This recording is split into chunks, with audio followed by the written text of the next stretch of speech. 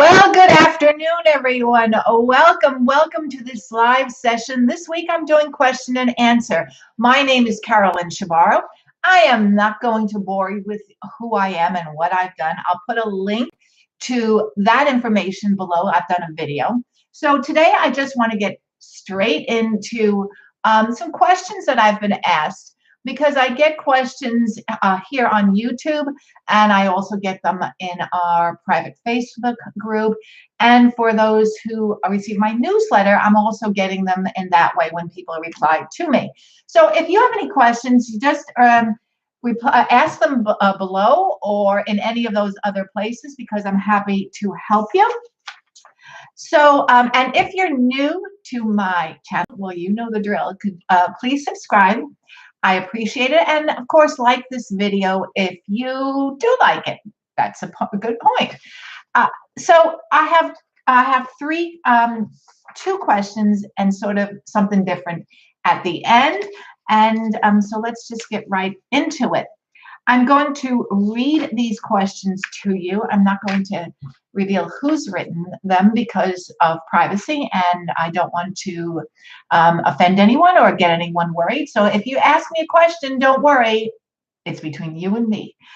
So the first question is, how do you keep your mind free of clutter and of thoughts from the past? That is to say, stop ruminating about things that you feel regretful or guilty about in the past. How do you focus your mind on the present moment and perhaps plan for the future? Brilliant question. And I would suspect that many of us have this issue in our minds where we recall something in the past and really wish we could change it.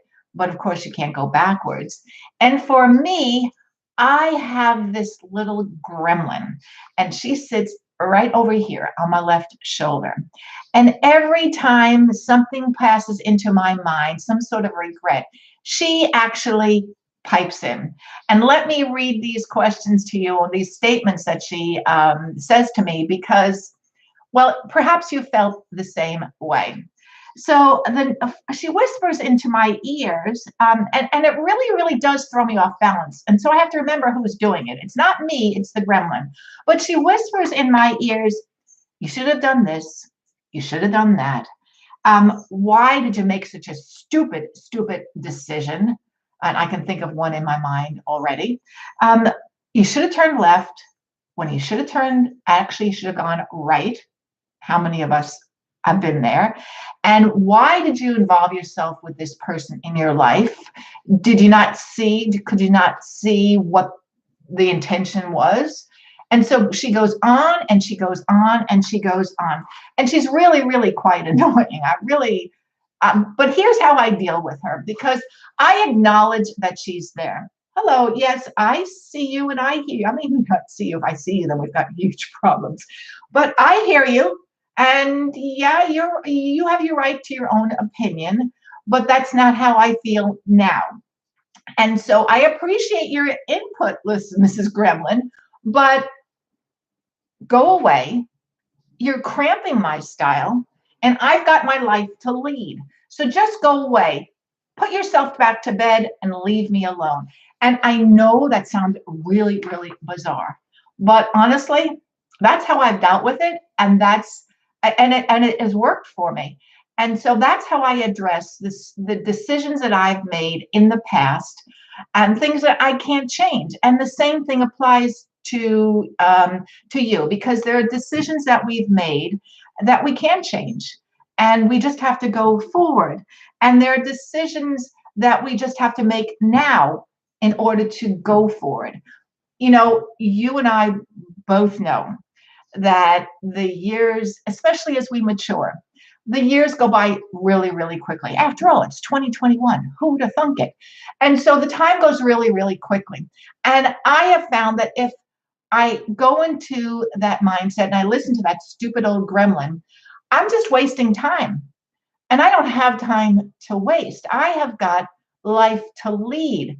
And so that's how I deal with it, because I just don't want to look past. in the past. I want to look forward. Under no circumstances am I saying that I don't slip into that old mindset, because I wouldn't be telling you the truth. But I am aware of it, and that's the big thing. And so what I wanted to do is remind you of the serenity prayer. And it says, grant us the serenity of mind to accept that which we cannot change, courage to change what we can change, and the wisdom to know one from the other.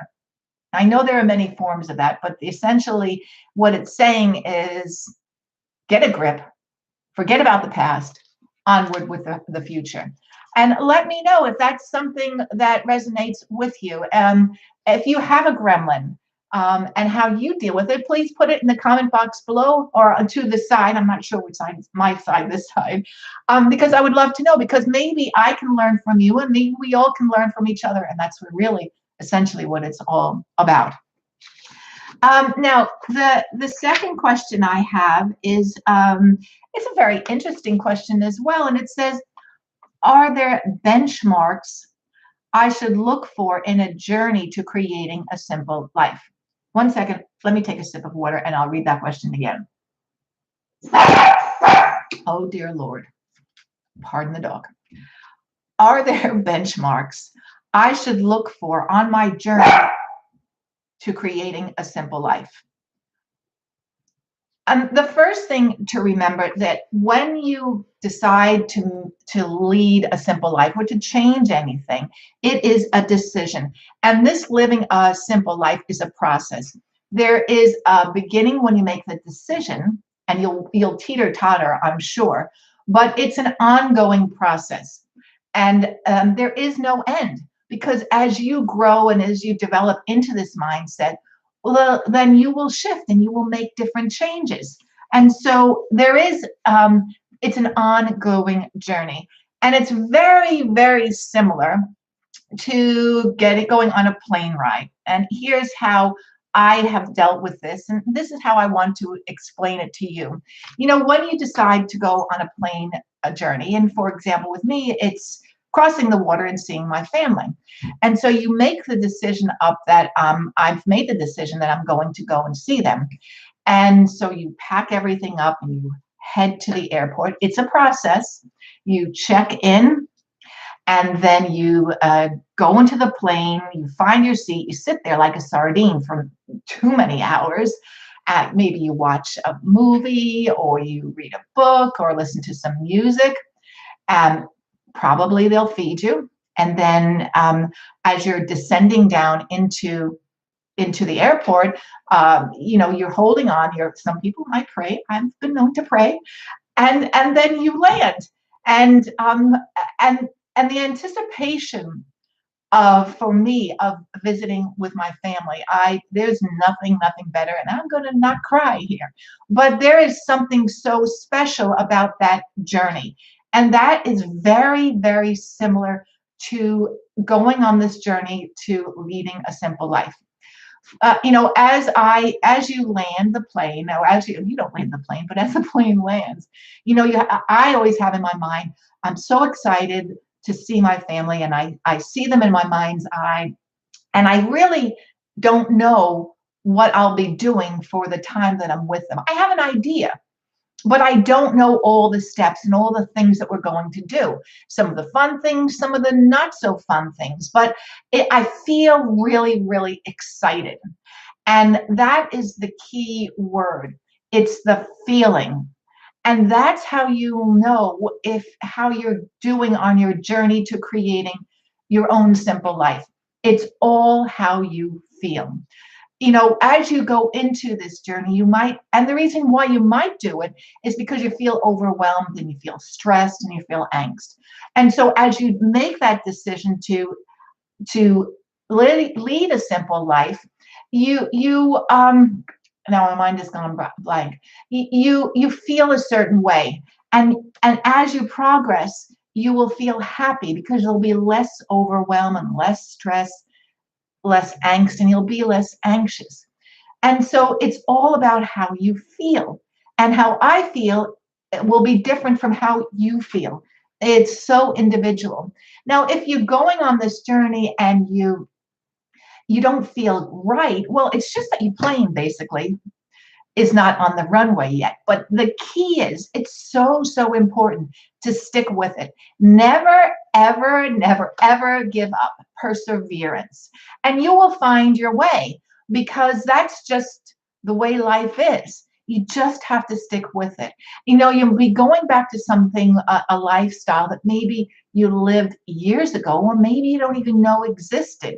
But trust me, because I didn't believe it existed, I just knew that I wanted something different. And I'm here to show you, to tell you that it can happen. You can lead a simple life.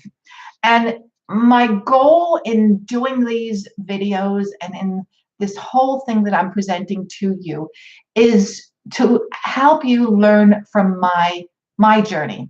Because if I can cut it back, your journey, one step, 1 week, 1 month, 1 year, well, then it was all worth it for me, because I'm paying it forward and trying to help other people. And so, will you know if there is, what's the benchmark? It's got to do with how you feel. And all I can ask is you please, please, please, please just try it, start, and don't give up. And if you have those moments where you're thinking, I don't know if I can do this, well, understand that is natural. And come into the Facebook group and express yourself, because I'm here and there are others here that are going down this journey, who have gone down this journey, who will help you. We're all in this, so to speak, together. Now, the third part of this is it's not really a question, but I get a lot of questions on what lipstick I wear. I know it's so trivial, but it's important, right? So I just thought today I would show you what lipstick I'm wearing. And then I've also recently been asked about this nail polish. And so I have got those two. This one, the nail polish, and for some reason I keep nail polishes in boxes. I don't know why, I guess I'm weird. But here it is. It's a Christian Dior. And I will put its number, what number is it, Carolyn? 754. I will put, and it's called Pandora. I bet it said Pandora, but I'll put the link below. And then here is the lipstick, and it's an Anastasia of Beverly Hills, and it comes like this. It goes on wet, but then it dries, and I like this foot thing because it's easy to put on. They do have a lipstick form, which I've tried, but I don't really like it as much. This color is called American Doll. And if you've never used this bright lipstick, because it can be sort of a shock to the system, if you've never used a bright red lipstick, then you might want to try some sort of tint. A gloss might be too much, but some sort of tint, or put some lipstick on and dab it, make it not so bright until you get used to it. And if you can, which is probably, I don't know if it's even possible now, but if you can get somebody to help you, rather than mailing away for it, if you can get somebody to help you in the shop, then that probably is a good idea, because this is a blue red and it suits my skin tone, but then there's the yellow red, and I know I'm confusing you, but if you can get somebody to help you, or go with a friend, that might help you select the right color. And that is it. If you have any questions, please, again, put them in the comment box below. Good morning, everyone. Hello, Manchester, England. I bet you're just coming down out of lockdown.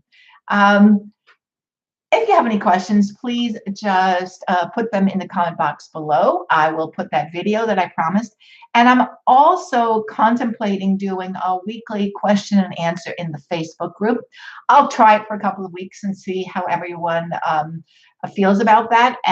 So if you're not on the in the Facebook group, I'll put the link to that below. And if you have any questions, repeat. I finally wish everyone a good day. For those of you celebrating Easter, happy Easter.